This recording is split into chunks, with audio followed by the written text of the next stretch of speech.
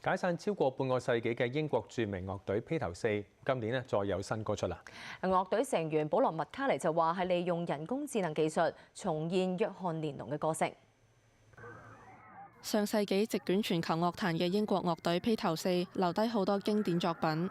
隨住樂隊喺1970年解散，加上約翰連儂同佐治夏里遜先後離世，要重現經典作品並唔容易。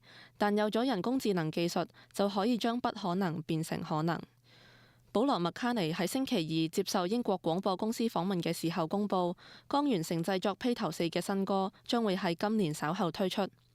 佢冇透露歌名，據報可能係約翰連儂喺1978年創作嘅情歌《Now and Then》。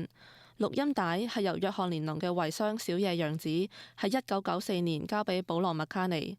歌曲原定係1995年重製，但當時佐治夏里遜反對，原因係原始錄音有技術缺陷，出現持續嘅電流聲，認為錄音質素無法接受。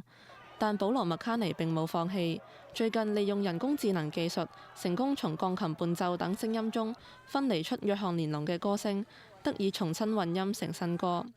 保羅·麥卡尼話：對人工智能技術既驚喜又懷疑，但認為呢個係未來方向。佢最近就利用新技術喺巡迴演唱中實現同約翰連儂嘅對唱。佢強調，利用人工智能重現嘅新歌將會係披頭四最後一首面世嘅作品。無線電視記者馮朗瑩報導。